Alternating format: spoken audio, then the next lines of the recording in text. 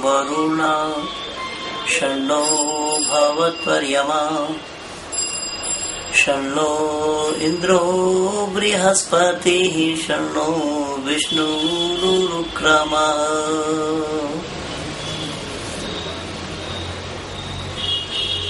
परमपिता परमात्मा की असीम अनुकंपा है, जिनके हम सब संतान हैं। और मजेदार बात यह है, आज धरती पर मानव कहलाने वालों के लिए ये मानव परमात्मा को पिता कहता है। विशेष करके हिंदू घराने वाले परमात्मा को पिता ही कहते हैं। त्वमेव माता च पिता त्वमेव बंधुश्च सखा त्वमेव विद्यादेवनम त्वमेव सर्वम मम देव देव। और ये उक्ति वेद की है। वेद में आया है, त्वम हीना पिता वसोतम माता श्रतकृत बहुविधा आधाते सुनवी मही। किंतु आज मानव समाज में ये देखा जा रहा है कि उसी वेद और परमात्मा के नाम से मानव समाज में भ्रांतियां फैली हुई है।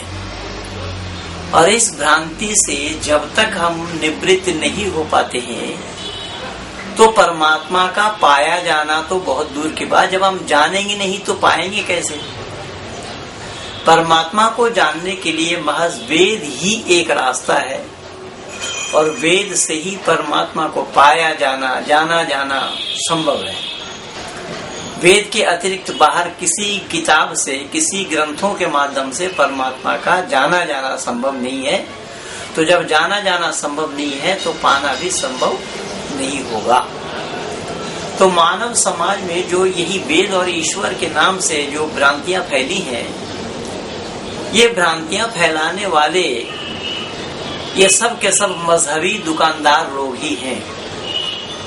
और इन मजहबी दुकानदारों ने परमात्मा को तो स्वयं नहीं जाना और दुनिया वालों को भी जानकारी देने का प्रयास नहीं किया, क्योंकि वो स्वयं जानते नहीं तो भला जानकारी देते कैसे। और न उन्होंने जानकारी लेने का प्रयास किया कि सही अर्थों में, सही मानों में परमात्मा कौन है, जिसे जानना समग्र मनुष्य मात्र के लिए जरूरी है। क्योंकि मनुष्य को उसी परमात्मा का संतान बताया जाता है। और वो पिता इसलिए है कि पालयति पिता, पालने वाले का नाम पिता होता है। तो वह परमात्मा पालते हैं और पालन पोषण उसी परमात्मा के द्वारा हो रहा है, इसीलिए वो पिता है। किंतु वो पिता होने के बावजूद भी उसको जानने का प्रयास नहीं किया। और मजहबी दुकानदारों ने उस परमात्मा को बंटवारा करने में जरा सा भी कंजूसी नहीं की। अभी पिछले सप्ताह मैं फेसबुक में लिखा भी था कि एक शराबी था, वो अपने हाथ में बोतल लिए जा रहा था। सड़क के ऊपर एक मस्जिद दिखाई पड़ी उसे। मस्जिद में कुछ लोग बैठे हुए हैं। उन लोगों की तरफ मुखातिब होकर के शराबी ने कहा कि जाहिद, पीने दे शराब मुझे मस्जिद में बैठकर, या तो वह जगह बता दे जहां पर खुदा नहीं है। अब मस्जिद में बैठे हुए लोग ये नहीं कह पा रहे हैं कि मस्जिद में शराब पी, क्योंकि मस्जिद को अरबी जुबान में बैतुल्लाह कहा जाता है। और इस्लाम के अरकान में बैतुल्लाह का परिक्रमा करना यानी हज करना, बैतुल्लाह अल्लाह का घर का परिक्रमा करने का नाम है। तो अल्लाह का घर ये वेद से मिलना संभव नहीं हुआ। अल्लाह का घर अगर बनाया या अल्लाह का घर अगर कहा तो यह इस्लाम वालों के द्वारा ही दुनिया वालों को मिला है। इसीलिए बैतुल्लाह कहा गया। बैतुल्लाह के माने अल्लाह का घर। तो जिन लोगों ने मस्जिद को अल्लाह का घर माना, उन्हीं से मैं पूछना ये चाहा कि मस्जिद में बैठकर मैं मोमिनों से पूछता हूँ, है यह मकान किसका? अल्लाह तो ला मकान है। अब अल्लाह ला मकान है। ला मकान के माने जिसका घर द्वार नहीं होता, जिसका घर नहीं होता, वो ला मकान है। तो जिसका घर नहीं होता वो परमात्मा है, अल्लाह है।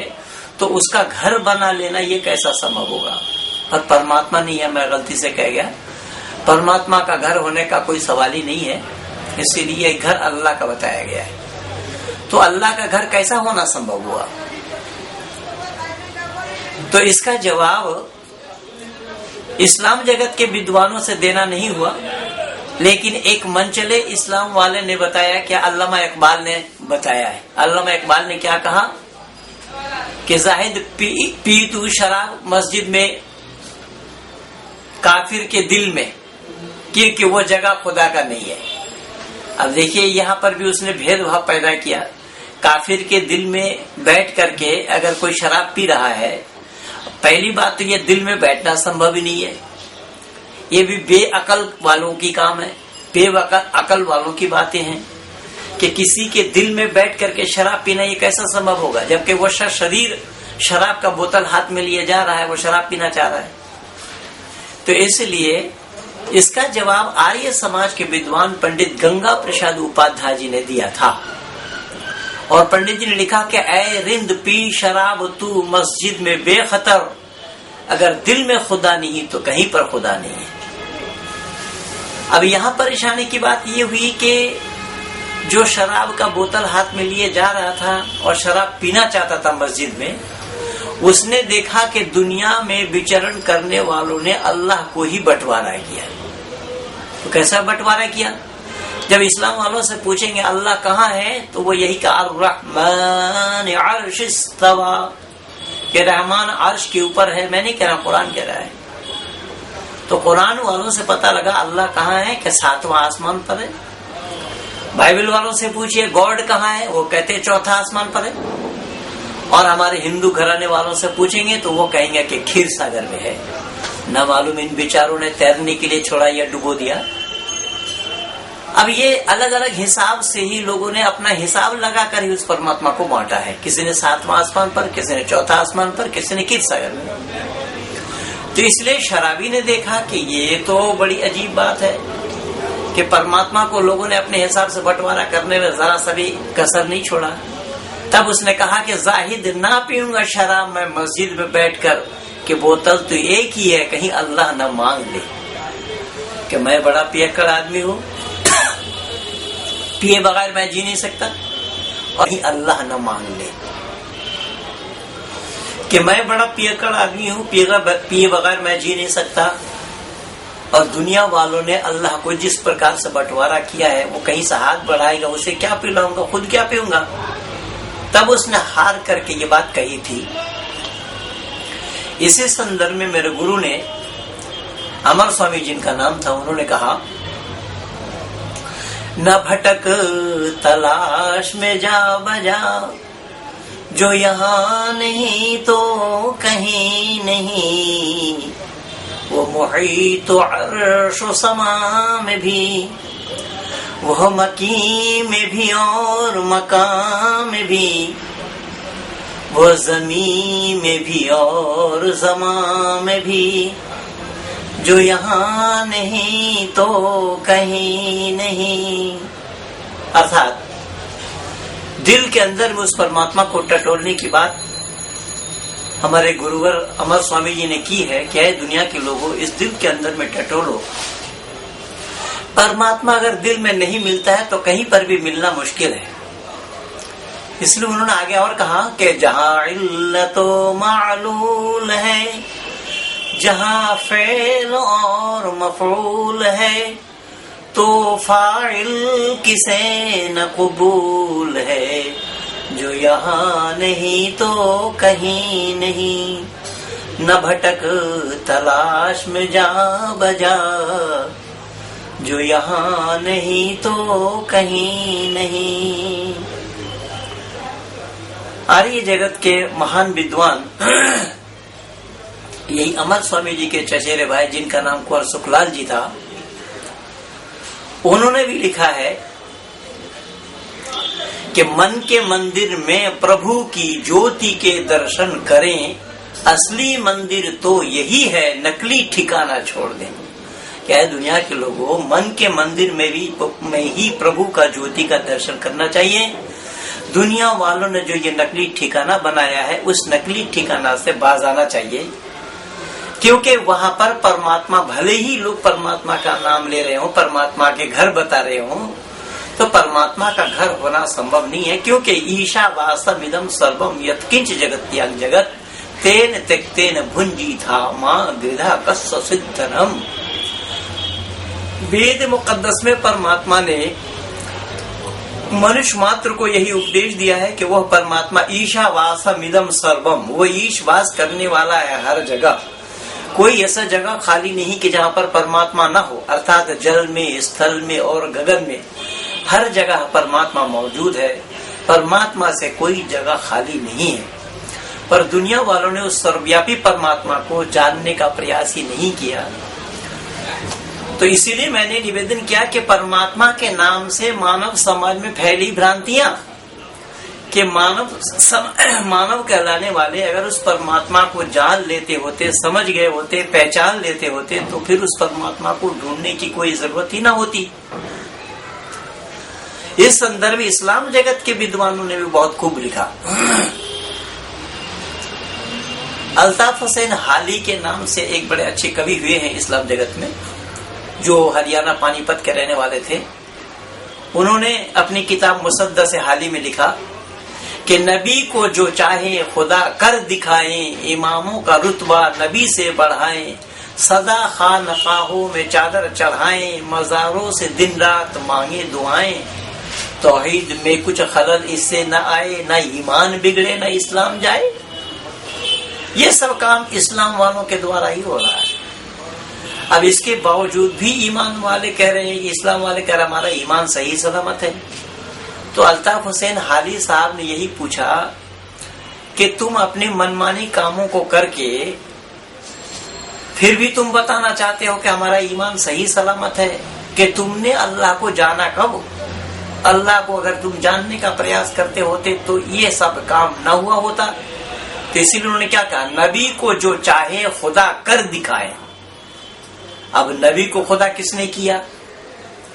अब देखिए, नबी को खुदा करने का तात्पर्य ये है, मैं नहीं कह रहा हूँ, ये अल्ताफ हुसैन हाली साहब कह रहे हैं कि नबी को जो चाहे खुदा कर दिखाए।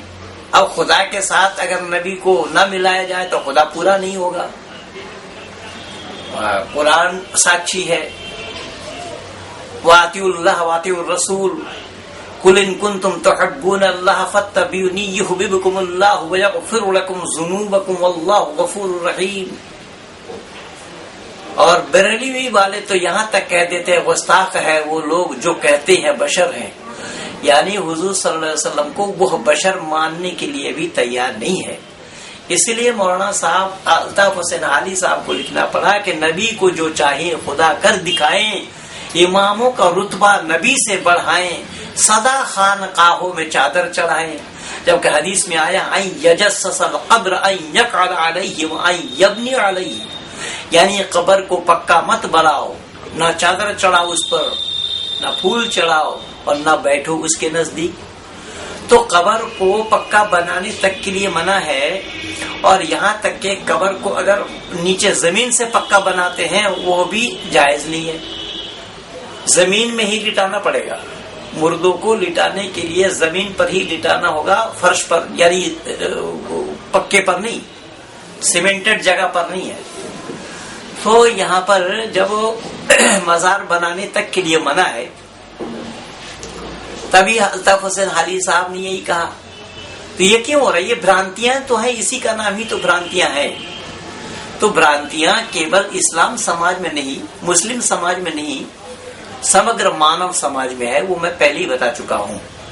क्योंकि ये परमात्मा को जानने का प्रयास नहीं किया और वेद को जानने का प्रयास नहीं किया। वेद और परमात्मा के नाम से मानव समाज में ये भ्रांतियां फैली हुई हैं, जिस भ्रांतियों के कारण या जिन भ्रांतियों के कारण मानव समाज आज उस परमात्मा से दूर होते चले गए, परमात्मा को जानने का प्रयास नहीं किया।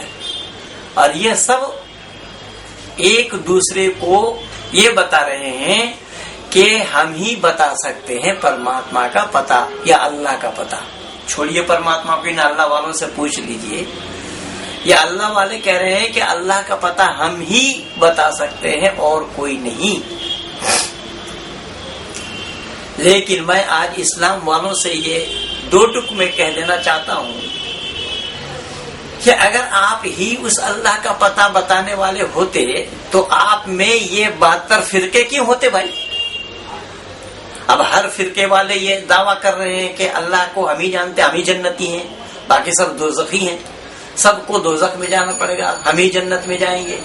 चाहे वो देवबंदी कह रहे हो, चाहे वो बरेलवी कह रहे हो, चाहे जमात इस्लामी वाले कह रहे हो, चाहे वो बहाई वाले कह रहे हो, कोई भी, ये जितने भी हैं जो इस्लाम में 72 फिरके बताए जाते हैं, और 72 फिरकों में से चाहे वो शिया हो, चाहे वो सुन्नी हो, ये जितने भी 4 इमाम हैं, इमाम शाफी, इमाम मलिक, इमाम अबू हनीफा, इमाम हम्बल, ये 4 इमामों के मोतकद के मानने वाले, 4 इमामों के फॉलो करने वाले भी दावा कर रहे हैं जन्नत का कि हम ही जन्नती हैं। तो जब जन्नती तो एक को होना है तो ये 72 फिरका क्यों है? तो इसका मतलब ये हुआ कि सब डफली बजा रहे हैं, किसी को ये पता नहीं है कि जन्नत में जाने वाला कौन है और अल्लाह को पाया किसने है। अगर अल्लाह को पाएंगे तभी जन्नत में जाएंगे, तो अल्लाह को पाया किसने? अगर अल्लाह को पा लिया होता है एक जमात, फिर 72 बनने का सवाल ही पैदा नहीं होता। बस इसीलिए फिर मैं निवेदन कर रहा हूँ, यही कारण बना कि परमात्मा के नाम से मानव समाज में जो भ्रांतियां फैली हैं वो केवल और केवल अनजान में ही फैली है और अनजान में ही फैलाई गई है, जानबूझ करके ही फैलाया गया है। इस्लाम वाले कहते हैं कि हमारे पास आ जाओ, हम ही परमात्मा तक पहुंचा देंगे, परमात्मा से मिला देंगे। हुजूर सल्लल्लाहु अलैहि वसल्लम ने मिला है, यानी अल्लाह से अगर कोई मिला तो इस्लाम वालों की मान्यता है कि हजरत मूसा अलैहिस्सलातु वस्सलाम ने देखा अल्लाह को तूर पहाड़ के बीच, और हजरत मोहम्मद मुस्तफा सल्लल्लाहु अलैहि वसल्लम अल्लाह के दीदार किए। अब दीदार जो करने के लिए गए वो भी बुर्राक में गए, और जिन बुर्राक का पंख दिखाया गया, घोड़े के पंख होते हैं क्या? अब किस दिमाग से माना गया? ये मानव समाजी समझे इसको, जो अपने को अक्लमंद कहते हैं। तो अक्लमंद जो बुद्धिमान अपने को मानते हैं कि या बुद्धि से मानने की बात है, या बुद्धि के परे की बात है, यह काबिल कबूल वाली बात है, काबिल तस्लीम वाली बात है कि इस बात को तस्लीम की जाए कि घोड़े के भी पंख होते हैं। हाँ, अल्लाह जिसको चाहेंगे उसके पंख लगा देंगे, हाँ अल्लाह जिसको चाहेंगे उसके पंख लगा देंगे, वो अलग बात है। लेकिन मैं ये निवेदन कर रहा हूँ कि हमारी वैदिक मान्यता है कि अल्लाह जिसको चाहेंगे उसको पंख लगा सकते हैं, लेकिन परमात्मा के द्वारा पंख लगना संभव नहीं है। क्योंकि पंख अगर घोड़े के लग गए तो वो घोड़ा नहीं कहलाएंगे, वो परी कहलाएंगे। अगर आप कहेंगे कि परी पर चढ़ करके गए थे, तो भाई जो बुर्राकुन नबी कहा जा रहा है, अगर उसी बुर्राक में गए थे अल्लाह से दीदार करने के लिए, तो उसी घोड़ा से वो उतरे थे या घोड़ा पर बैठे बैठे थे? अगर घोड़ा से हुजूर सल्लल्लाहु अलैहि वसल्लम उतरे थे तो घोड़ा को रखा कहाँ गया था, बांधा कहाँ गया था? ये सब बातें आई है। इसीलिए मैंने निवेदन किया कि इस्लाम जगत के विद्वानों को ही विरोध करना पड़ा कि ये सब अल्लाह के नाम से बखेड़ा किया जा रहा है, अल्लाह को अनजान में ही माना जा रहा है, अल्लाह को अनजान में ही समझा जा रहा है। इसीलिए परमात्मा कौन है जब तक हम जानेंगे नहीं तो उसका पाना संभव नहीं होगा, और जब अल्लाह को नहीं पाएंगे, परमात्मा को नहीं पाएंगे, तो परमात्मा के संतान होने का सवाल ही पैदा नहीं होगा। क्योंकि वो पिताओं का पिता है और पिता को ही हमने जाना नहीं। जब पिता को हम नहीं जानेंगे तो पिता का सानिध्य का प्राप्त करना संभव नहीं होगा, पहली बात। दूसरी बात है कि पिता के संपत्ति का भोगना भी संभव नहीं होगा। इसीलिए याद रखना भाई लोगों, परमपिता परमात्मा ने उपदेश दिया है वेद में, अहम भूमि आददाम आर्य, ये भूमि मैंने आर्यों को दी। बोला आर्य कौन है? बोला आर्य नाम ईश्वर पुत्र, क्या आर्य ईश्वर के पुत्र को ही कहा जाता है। तो यहाँ ईश्वर के पुत्र जब तक हम नहीं बनेंगे, उसके सानिध्य को प्राप्त नहीं करेंगे, तो उससे जो लाभ मानव समाज को मिलना है वो संभव नहीं होगा। अब यहाँ दुर्भाग्य है कि उसको हम पिता कहते हैं, हमने जाना नहीं उस पिता को, हमने पहचाना नहीं। अगर जान करके मानते होते, पहचान करके मानते होते तो इतना ढूंढना क्यों पड़ता, भटकना क्यों पड़ता।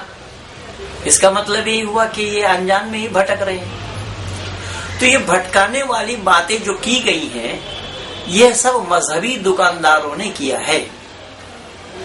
जैसा उदाहरण के रूप में मैं निवेदन कर रहा हूं कि इस्लाम जगत का स्कॉलर तो नहीं है वो, लेकिन इस्लाम जगत के कुछ लोग उनको शिखर पर चढ़ाए हुए हैं, जिनका नाम है डॉक्टर जाकिर नाइक।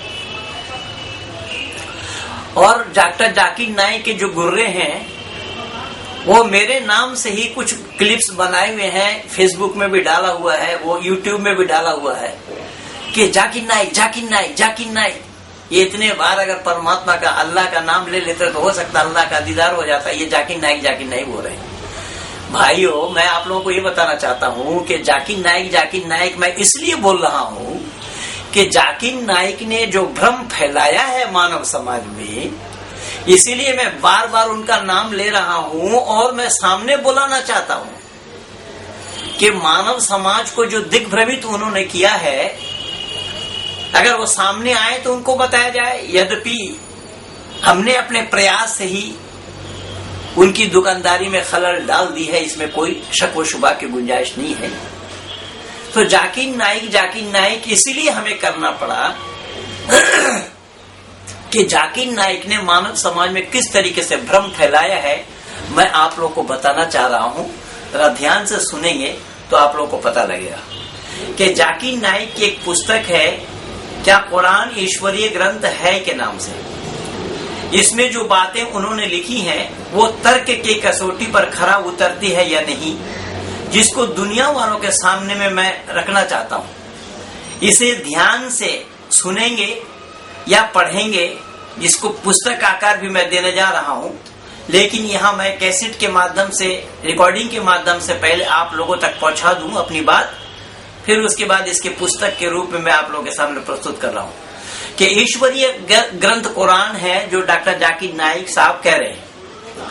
मैं कह रहा हूँ कि ईश्वरीय ग्रंथ कुरान है या ईश्वरीय ग्रंथ वेद है, उसका निर्णय हमें लेना होगा, क्योंकि ये ईश्वरीय ग्रंथ है, चाहे वो कुरान हो या बाइबल हो या वेद हो, वो मानव के लिए है। तो जब मानव के लिए ईश्वरीय ग्रंथ है तो ईश्वरीय ग्रंथ होने की जो कसौटी है, वो कसौटी पे तो खरा उतरना चाहिए उसको। अगर कसौटी पे खरा नहीं उतरता है तो उसको ईश्वरीय ग्रंथ कहना संभव ही नहीं होगा, उसको ईश्वरीय ज्ञान कहना संभव नहीं होगा। इसलिए मैं ये बताना चाहूंगा, पहले ये जानना जरूरी है कि ईश्वरीय ज्ञान की कसौटी क्या है। ईश्वरीय ज्ञान, ईश्वर अपना ज्ञान किसको देता है? क्या ईश्वर अपना ज्ञान किसी मुल्क वालों की भाषा में देता है? ध्यान से सुनना कि ईश्वर अगर किसी मुल्क वालों की भाषा में अपना ज्ञान देता है तो ईश्वर पर पक्षपात का दोष लगेगा, पक्षपात का आरोप लगेगा।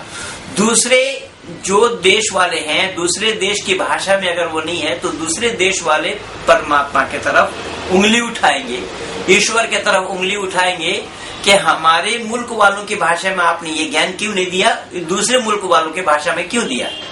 कि ईश्वरीय ज्ञान कभी बदल बदल करके देना पड़ता है। अगर ईश्वरीय ज्ञान है, ईश्वरीय ज्ञान बिल्कुल परफेक्ट होना चाहिए, सटीक होना चाहिए। ईश्वरीय ज्ञान में बदलना या बदलाव करना, बदला जाना, ये कभी भी संभव नहीं हुआ। इसलिए ईश्वरीय ज्ञान सर्वकालिक होता है अथवा कुछ काल के लिए होता है, क्योंकि ईश्वरीय ज्ञान अगर कुछ काल के लिए होगा तो कुछ काल वाले के बाद जब लोग आएंगे तो वो उस ज्ञान से वंचित रहेंगे। तो वो लोग कहेंगे कि ऐ परमात्मा, आपने हमें ये ज्ञान क्यों नहीं दिया जो हमारे आगे वालों को लिए दिया आपने। तो ये पक्षपात का दोष लगेगा। कि पहले मैं जाकिर साहब को ये बताना चाहूंगा कि ईश्वरीय ज्ञान का परख या कसौटी क्या है, उसे जाने और समझें। पहले हमको ये पड़ताल करना होगा कि परमात्मा का ज्ञान कैसे और क्यों और किसके लिए। जाकिर नाइक मानते हैं और संपूर्ण इस्लाम भी मानता है कि कुरान से पहले अल्लाह ताला ने किताबें या अपना ज्ञान के रूप में 3 किताबें दी थी और अंतिम किताब के रूप में अल्लाह ने कुरान को हजरत मोहम्मद मुस्तफा सल्लल्लाहु अलैहि वसल्लम को दिया, जो इनकी मान्यता है। इसी पर ही विचार कर लेते हैं पहले कि फिर जाकिर नाइक के तर्कों को देखेंगे। अब यहाँ कई सवाल खड़े हो गए। जैसा ऊपर बताया गया कि ये चारों किताब अल्लाह का ही दिया हुआ ज्ञान है। अब पहला प्रश्न होगा कि अल्लाह का दिया हुआ ज्ञान पूर्ण होता है अथवा अपूर्ण। अगर अल्लाह का ज्ञान पूर्ण होता है तो उसे दोबारा देने की क्या आवश्यकता है, क्योंकि पहले वाले ज्ञान में अगर कुछ कमी रही तो दूसरी बार उसे पूरा किया जाएगा। कहीं पहले वाले ज्ञान में कमी थी तो वह अल्लाह का ज्ञान नहीं है। हाँ, अल्लाह का ज्ञान तो हो सकता है लेकिन ईश्वर का नहीं है, परमात्मा का नहीं है। और कहीं यह ज्ञान अल्लाह का है और कैसे सिद्ध हो सकेगा कि यह ज्ञान अल्लाह का है? कारण ज्ञान का बदलना और किसके लिए होगा, वो ज्ञान पूर्ण नहीं हो सकता है। तो फिर अल्लाह में और परमात्मा में भी यहाँ अंतर दिखाई पड़ गया। अब देखिए, यहाँ परमात्मा का ज्ञान बदलता नहीं है। परमात्मा का ज्ञान आदि सृष्टि से है। परमात्मा का ज्ञान मनुष्य मात्र के लिए है। यथे वाचम कल्याणी मापदा निजलभ्या, यह कल्याणी वाणी मानव मात्र के लिए है। परमात्मा का ज्ञान बदल बदल करके नहीं आता। परमात्मा का दिया हुआ ज्ञान आदि सृष्टि से ही मनुष्य मात्र के लिए है। कितना है कि मनुष्य मात्र को जितना चाहिए, जिनके पास दिमाग की जो परिधि है वो अपने हिसाब से जिनको जितना निकालना होगा उतने निकालते जाएंगे।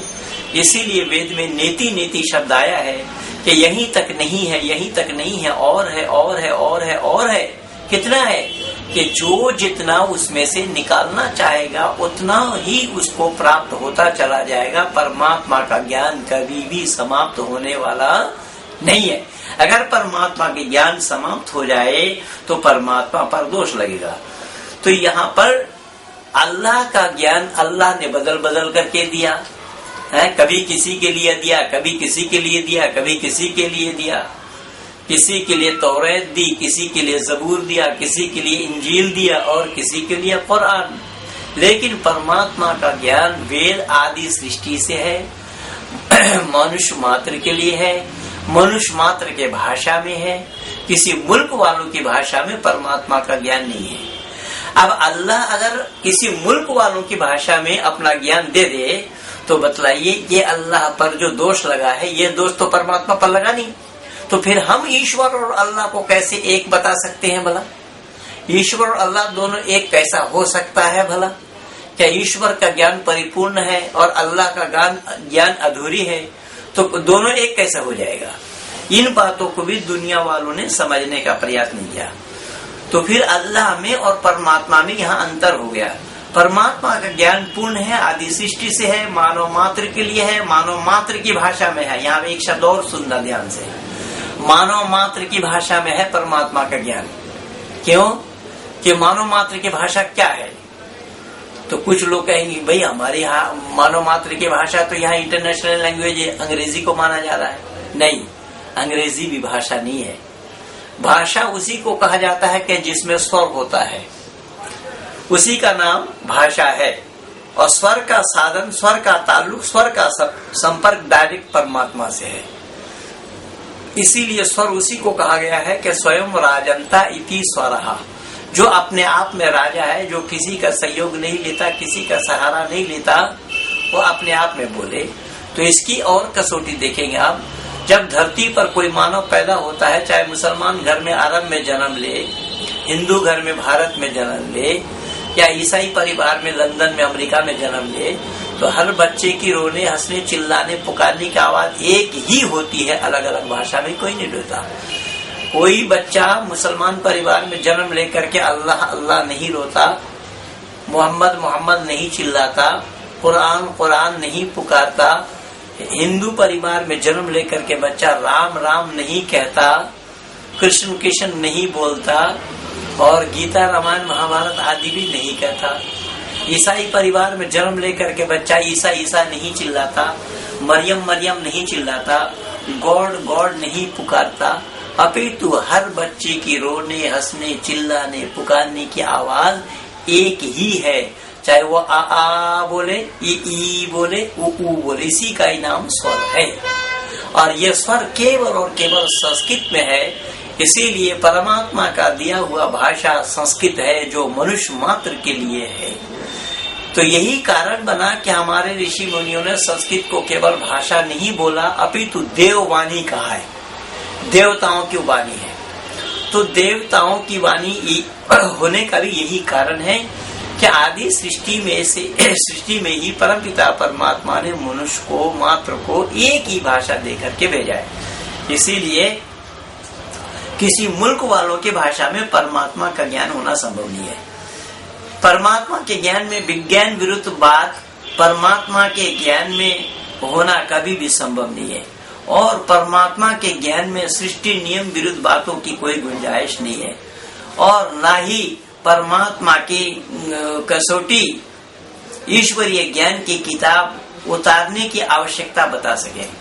जब परमात्मा के ज्ञान जो है, परमात्मा ने ज्ञान क्यों दिया, उसकी कसौटी अगर जो नहीं बताता है वो ईश्वरीय ज्ञान का होना संभव नहीं है।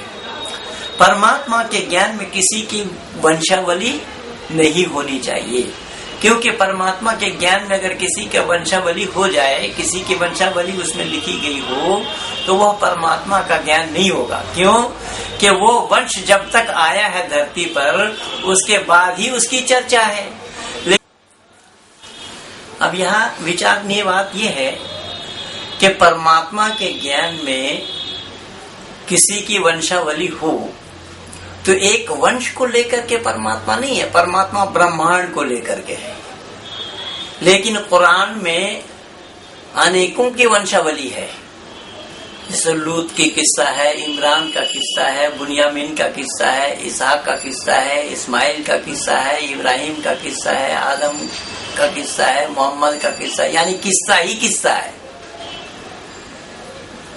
या तो यूं कहा जाए कहानी, यानी कहानी उसको कहा जाता है जो बना बना करके बात बोली जाती हो, उसके नाम कहानी है।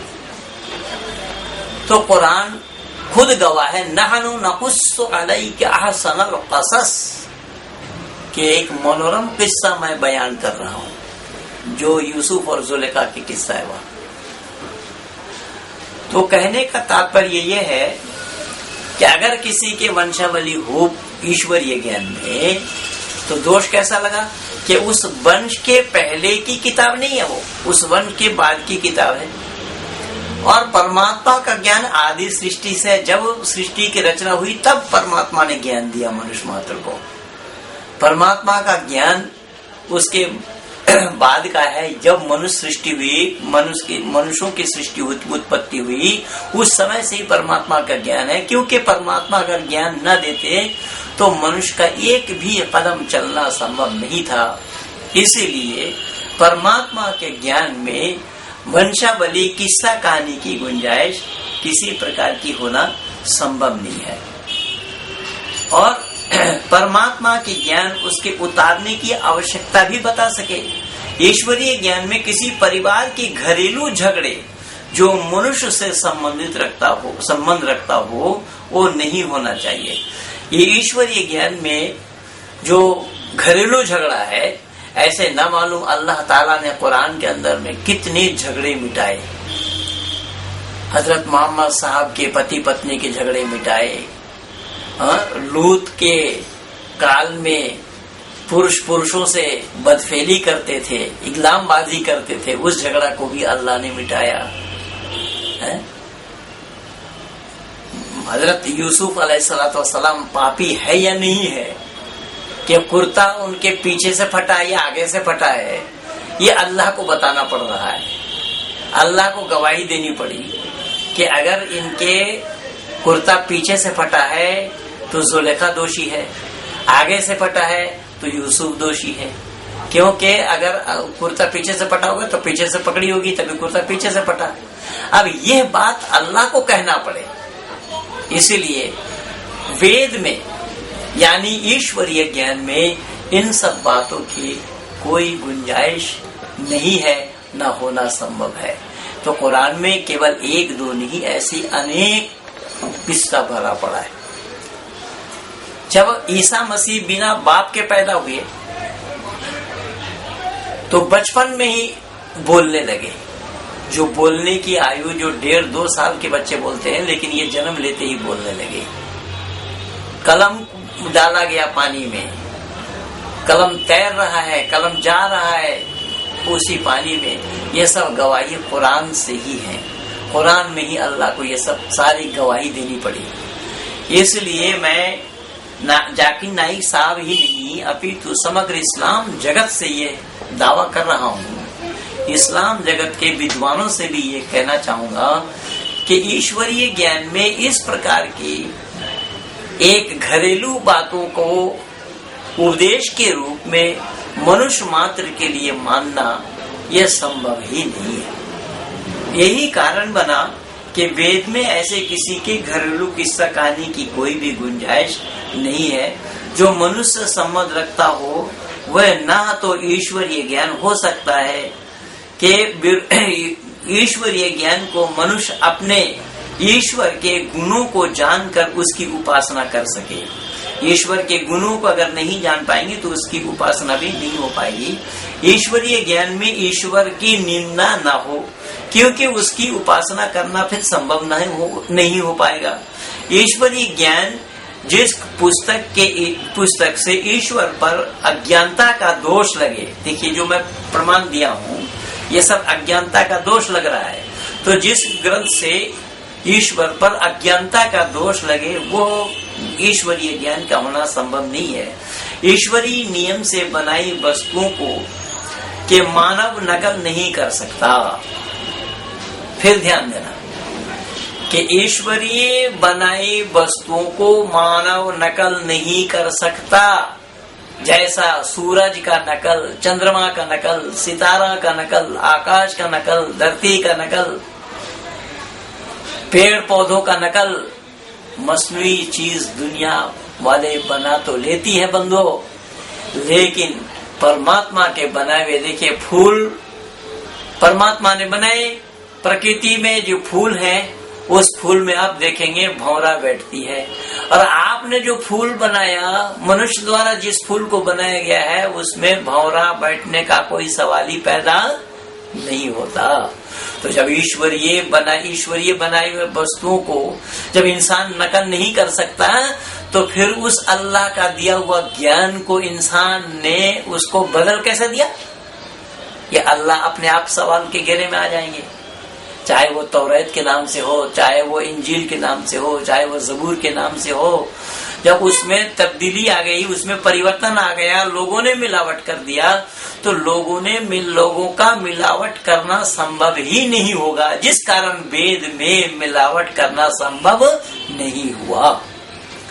तो वेद को पढ़ने का भी तरीका हमारा जो है वो 8 प्रकार से है, जिसको घन पाठ, शिका पाठ, जटा पाठ, माला पाठ आदि आदि नामों से हम पुकारते हैं।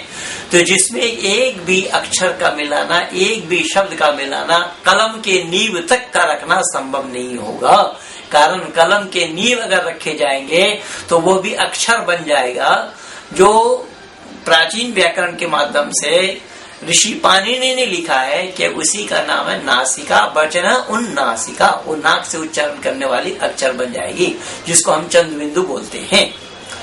तो जब ईश्वरीय वस्तुओं का नकल बनाना संभव नहीं होगा तो ईश्वरीय ज्ञान का नकल करना कैसा संभव होगा? लेकिन याद रखना बंधुओं, परमात्मा के दिव्य ज्ञान का नकल न हो सका है, न होना संभव है, न कोई कर सकता है, न कभी कोई करके देखा है।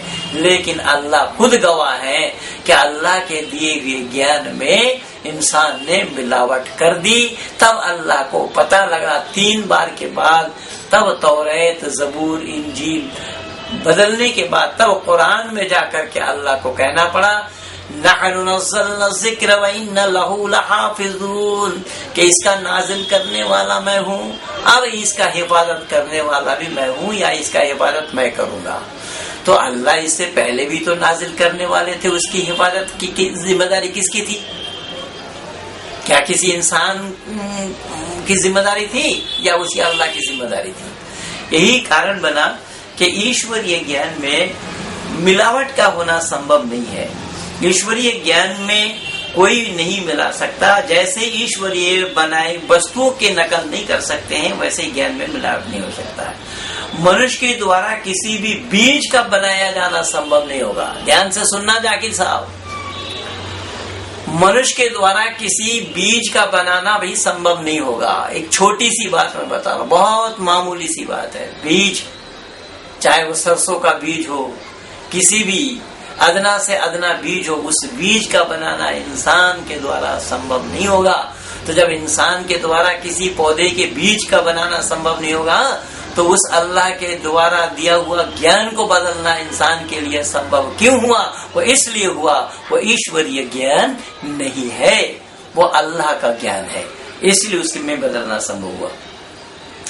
फिर उस ईश्वर के दिए ज्ञान का नकल मानव कैसे कर सकता था भला? यह सब ईश्वरीय ज्ञान की कसौटी है। क्या कुरान को या बाइबल आदि जितने भी मजहबी किताबें हैं, वह सब इस कसौटी पर खरा उतरने वाला है? नहीं, हरगिज नहीं। इससे यह सिद्ध हुआ कि यह कभी भी ईश्वरीय पुस्तक नहीं है, यह सब के सब मानवकृत पुस्तक है। कि जो कसौटी ऊपर दी गई, उन्हीं कसौटी को कुरान, पुराण, बाइबल, तौरात, जबूर, इंजील, गुरु ग्रंथ, त्रिपिटक, जिंदा बिस्तर, बिज्जक, ये जितने भी मानवकृत ग्रंथ हैं, मानव के बनाए हुए हैं। सभी मानव के बनाए होने से किस्सा कहानी, व्यक्ति विशेष के नाम की चर्चा, उनकी परिवार की पारिवारिक जीवन की घटनाएं, उनकी शादी, उस ईश्वर के मार्फत होना या करना, किसने किनके शादी की करें, ये भी ईश्वर को उस पर मोहर लगाना, किसी कुंवारी से संतान पैदा करना, समलैंगिकता की बातों की चर्चा होना, किसी के कहने पर सभी प्राणियों को हलाक कर देना, इस प्रकार की जितने भी बातें हैं वो ईश्वरीय ग्रंथ में होना संभव ही नहीं है, क्योंकि ईश्वर पर दोष लगेगा। तो ईश्वर पर अगर दोष लगे तो ईश्वर का होना संभव नहीं होगा। तो मैं इस्लाम की चर्चा करूंगा और माननीय डॉक्टर जाकिर नाइक साहब को बताना चाहूंगा कि इस्लामिक मान्यता अनुसार जब अल्लाह ने कुरान से पहले अपना ज्ञान दिया था, तो पहले किताब में कौन सी बातें रह गई थी जो दूसरी में पूरी की। दूसरी में अल्लाह सारा ज्ञान नहीं दे पाए, फिर तीसरा में देना पड़ा। फिर अल्लाह ने देखा कि अरे दुनिया बनाने से पहले जो नूर हमने बनाया था मोहम्मद का, उसकी चर्चा तो अभी तक किया ही नहीं, दुनिया वालों को बताया ही नहीं। तो फिर अल्लाह ने पहले तीनों किताबों को मंसूख कर दिया और चौथी किताब कुरान को अंतिम ज्ञान के रूप में दिया। अल्लाह ताला ने हजरत मोहम्मद मुस्तफा सल्लल्लाहु अलैहि वसल्लम को पर नाजिल किया। यही मान्यता आपकी है और कुरान की है। अल्लाह ने यही बताया है। कुरान को ही आप देख लें, यह आयत सूरह बकर का आयत नंबर 106 है। मा ननसख मिन आयतिन औ नुनसिहा नातिम बिखैरिम मिनहा औ मिस्लहा अवलम तअलम अन्नल्लाह अला कुल्लि शैइन कदीर। हम किसी आयत को चाहते हैं मौकूफ कर देते हैं, या उसको बदल देते हैं, या भुला देते हैं, या कोई और लाते हैं इससे बेहतर या बराबर। क्या तुझे मालूम नहीं अल्लाह पर जिस चीज पर कादिर है? अब देखिए, ये अल्लाह की मनमानी है, अल्लाह की मनमर्जी है कि जिसको चाहता है बदल देता है, जिसको चाहता है पलट देता है, जिसको चाहता है मौकूफ कर देता है, जिसको चाहता है मंसूख कर देता है, आदि आदि। यहाँ ध्यान देने योग्य बात यह है कि अल्लाह अपना सर्वशक्तिमान का परिचय देते हुए कहा, हम जब चाहें, जैसा चाहें, एक बात को हटा सकते हैं और उसकी जगह में दूसरी बात सुना सकते हैं। हम जो चाहें सो करें, कर सकते हैं। हम सर्वशक्तिमान जो ठहरे। लेकिन सर्वशक्तिमान का परिभाषा ये नहीं है कि जो चाहेंगे सो करेंगे तो दोष लगेगा। डॉक्टर जाकिर नाइक साहब, आपको ये पता होना चाहिए कि आप अपने घर में ही अपनी शक्ति का प्रयोग नहीं कर सकते हैं। आपको सभी घर वालों को लेकर ही चलना पड़ेगा। दूसरी बात यह है कि अगर आप बार बार बात बदल कर बोलेंगे तो लोग आपको अच्छी निगाह से नहीं देखेंगे और कहेंगे अरे ये तो बहुत बेकार आदमी है, कभी कुछ कहता है और कभी कुछ कह देता है। और ये सारा दोष अल्लाह पर लगा। ये बात हुजूर के सामने ही उठी थी कि आप अल्लाह के नाम से कभी कुछ और कभी कुछ बोलते रहते हैं, जो ये सलमान रश्दी ने भी सैटेनिक वर्सेस के अंदर में उठाया। जो बात बदलते नहीं, दुनिया के लोग उसे उसकी तारीफ करते, प्रशंसा करते हैं और कहते हैं कि वादे के बड़े पक्के हैं, लेकिन अल्लाह वादे का पक्का नहीं है। जो कहते हैं वो वही करते हैं, कभी भी अपनी बात को इनकार नहीं करते। ये अच्छे लोगों का काम है। और अगर लोग बात बदलते रहें तो दुनिया में वो जलील भी होते हैं, औरों के सामने लोग उसे बुरा भला भी कहते हैं कि जो मानव जीवन का मानव जीवन को दोष आरोपित करते हैं, ये बातें हैं। तो क्या अल्लाह पर यह बात बदलने का दोष नहीं लगा? और मैं ऊपर प्रमाण दे चुका हूँ कि परमात्मा पर दोष लगने से वह परमात्मा कहलाने के हकदार नहीं होंगे। यह दोष अल्लाह पर लगा है, परमात्मा पर नहीं। इससे ये परमात्मा और अल्लाह में भी अंतर आ गया।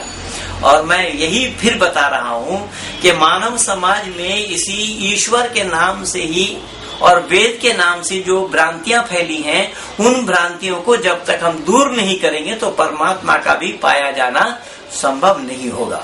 एक बात और ध्यान देने योग्य है कि आपकी मान्यता है कि अल्लाह ने पहले वाली किताब को हटाकर या मनसूख कर दूसरा ज्ञान दिया, तो फौरन यह सवाल आएगा कि कितने दिनों के बाद दिया। जाकिर साहब, ध्यान से सुनना मेरी बातों को। और इस्लाम जगत को मैं निवेदन कर रहा हूँ, इस्लाम जगत से, उलमाए दीन से, कि अल्लाह ने अगर ज्ञान को बदल करके दिया तो कितने दिनों के बाद दिया? फौरन दिया या कुछ काल के बाद दिया? और अगर कुछ काल के बाद दिया तो जितने काल के बाद होंगे उतने काल ही परमात्मा के ज्ञान से लोग वंचित रह जाएंगे। ये कितना बड़ा दोष लगा अल्लाह पर। देखिए, अब दूसरा ज्ञान देने में जो समय या वक्त लगे, उतने दिनों के लिए मानव समाज उस अल्लाह के ज्ञान से वंचित रहा। यह दोष अल्लाह पर ही लगा है। इंसान कर्म तो करेगा उसी अल्लाह के दिए हुए ज्ञान अनुसार। जब अल्लाह ने ज्ञान देने में ही देर लगा दी तो इंसान का काम करना कैसा ही संभव होगा। और अल्लाह की ज्ञान देने में वक्त लग गया तो उतने दिनों तक मानव उसके ज्ञान के बिना काम का कैसा कर पाएगा भला? यह बात कहना ही अल्लाह के ज्ञान को बदल दिया, ये शब्द ही नासमझी की है, पढ़े लिखे लोगों का नहीं है। ये तो कोई पागल भी ऐसा नहीं कह सकता है। शायद आपने यहाँ तक दिमाग नहीं दौड़ाई होगी कि जिसका मूल कारण ही अल्लाह है, कि जिन्होंने आपको मना किया कि इससे बाहर न जाना, ईमान से हाथ धोना पड़ेगा। देखिए, इसी सब का नाम ईमान है। अब इससे आप बाहर जाएंगे तो ईमान से हाथ धोना पड़ेगा। दूसरी बात ये होगी कि जब इसके दिए ज्ञान से ही मानव को चलना है तो मानव पहले कहेंगे कि हमारे पास जो पहले वाला है वो कहेगा हमारे पास जो ज्ञान है वो सही है, और दूसरे फिर बोलेंगे कि हमारे पास जो ज्ञान है वो सही है। फिर तीसरा यही कहेगा हमारे पास जो ज्ञान है वो सही है। तो मानव समाज में झूठ बजेगी। इसलिए पता लगा तौरात, ज़बूर, इंजील तथा कुरान को ईश्वरीय ज्ञान सिद्ध करना उतना ही कठिन है जितना कि अंधकार में प्रकाश को ढूंढना। इन सभी ग्रंथों को ईश्वरीय ज्ञान मानने के लिए अकल पर ताला डालना पड़ेगा। अकलमंदों के लिए बुद्धि या तर्क के कसौटी पर जब उतरेंगे तो ये कहीं से भी कोई या जवाब मिलना मुश्किल होगा।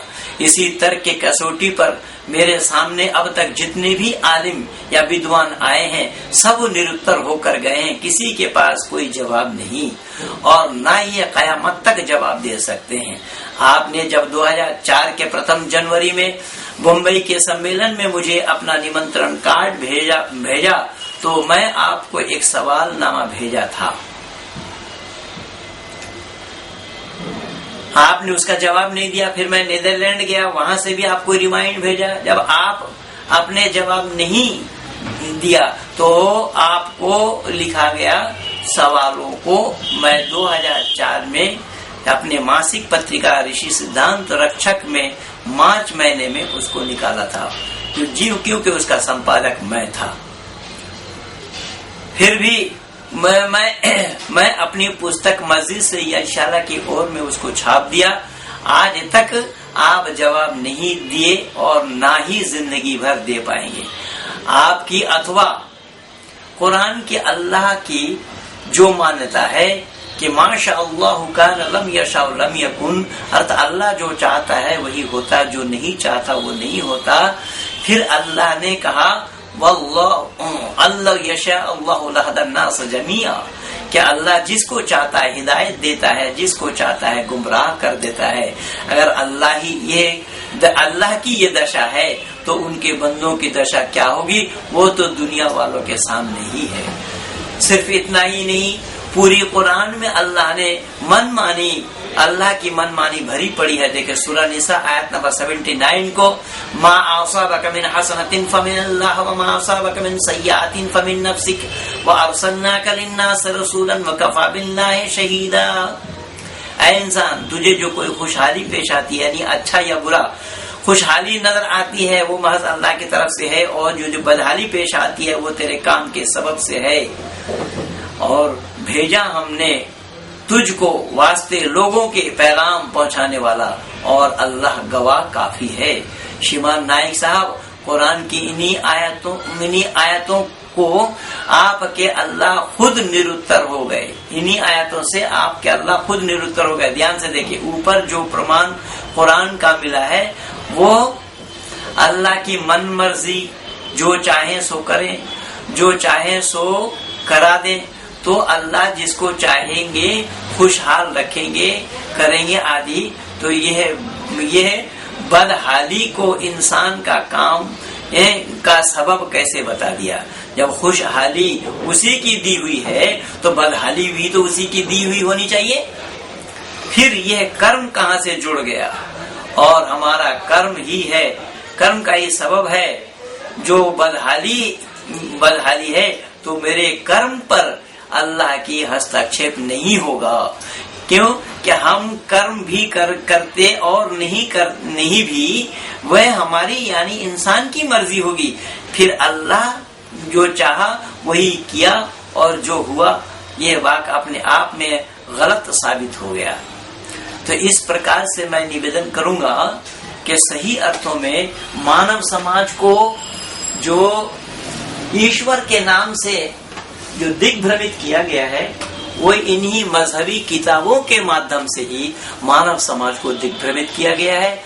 बाइबल की भी बात ठीक यही है। बाइबल के अंदर में भी ठीक इन्हीं बातों की चर्चा इसी प्रकार से की गई है, क्योंकि कुरान और बाइबल मिलता जुलता सौदा है। ये दोनों एक दूसरे के पूरक है, क्योंकि कुरान बाद की है, बाइबल पहले की है। बाइबल में मोहम्मद की किस्सा नहीं है, मोहम्मद की कहानी नहीं है। कुरान में मोहम्मद की कहानी है और ईसा की भी कहानी है। तो कुल मिलाकर मानव समाज को जो दिग्भ्रमित किया है वो इसी मजहबी किताबों के द्वारा, मजहबी किताब वालों के द्वारा, मजहबी दुकानदारों के माध्यम से ही धरती पर विचरण करने वाले मानव समाज को दिग्भ्रमित किया गया है। इन्हीं शब्दों के साथ आप लोगों का बहुत बहुत धन्यवाद।